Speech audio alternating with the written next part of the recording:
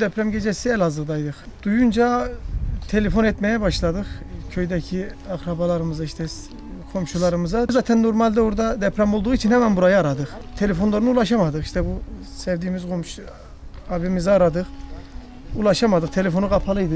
Buradaki abimizi aradık. Ulaşamadık. Yukarıdaki bizim akraba vardı. Onu aradık. Onun telefonuna ulaştık. Dedi böyle dedi, elektrikler falan gitti dedi. Hiçbir yer dedi görünmüyor. Evlerde dedi hasarlar var. Yani yıkılan yerler var. Dedim aşağıya inin dedim. Aşağıda dedim komşular var dedim. Hele bakın hele onların evleri dedim çöküktür. Gidin bakın dedim, yardımcı olun onlara. Dedi tamam dedi. Hani şimdi ineceğiz aşağıya. İşte indikten sonra aradık.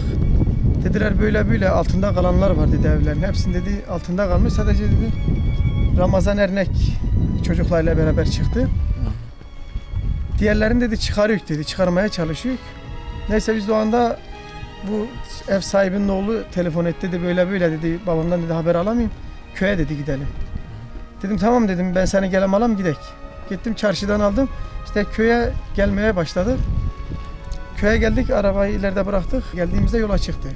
Saat 11'de buraya kavuştuk. 11'de geldik ki buradan çıkarıyorlar işte. Ramazan abiyi çıkarıyorlar. Hani onu çıkarmışlardı. Çıkardılar, biz geldik. Köylüler kendi imkanlarıyla çıkarmıştı. Geldik, diğer Ramazan abiyi de çıkarıyorlar köylülerimiz. İşte ona bayağı bir uğraştılar. Bir saat falan geçti aradan çıkarmaları. Çıkardıktan sonra kalp masajı falan yapıldı. Sıcaklık vardı vücudunda. AFAD arabasına bıraktık. Onu gönderdik. Sonradan diğer komşumuza gittik. Yaşar Güçlü'ye. Nerede olduğunu tespit etmeye çalışıyorduk. Yani nerede oturduğunu oğlu falan geldi söyledi. Geldi, AFAD geldi. Buradalardı zaten. Kepçeyle ön tarafa eştiler. Dedik ön taraftan eşmeyin, diğer taraftan eşin. Yani evi buradaydı zaten, burada oturuyordu. Ön taraftan eştiler. Yani onun da şeyine ulaştık. O vefat etmişti. Çıkardılar, o anda vefat etmişti o. Allah rahmet eyleye ikisinde. Mekanları cennet olur inşallah. 4 kişi yaralıydı. Onların durumları iyi. Bir tanesi o da iyi yani. Onda kaburgaları herhalde kırık var. Ayağını alçıya almışlar.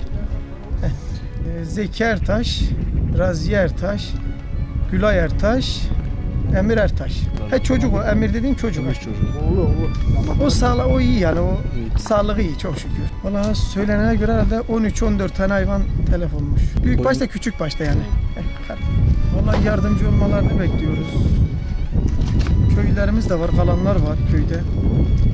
Onlara işte yemek, ekmek olsun işte, ısıtma. Çadırda kalıyorlar. Pek görürüz ileride.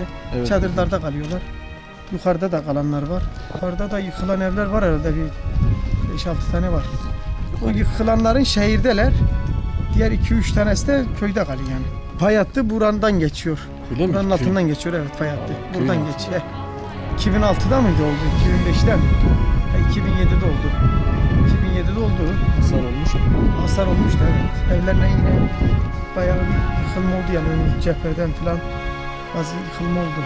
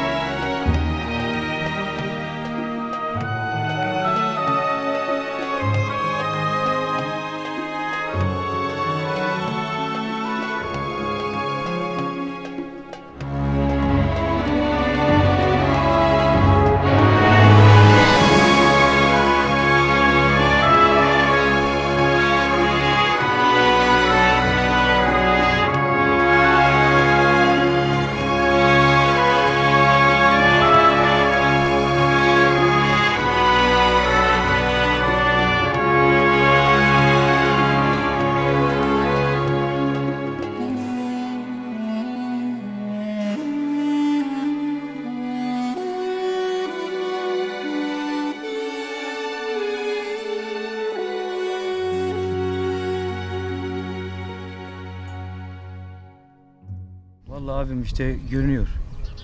Yani çok korktuk. Yani hissetmedik yani bir anda oldu. İçerideydik. Yok Yıkılması. öyle yani çok derinden oldu. Hı.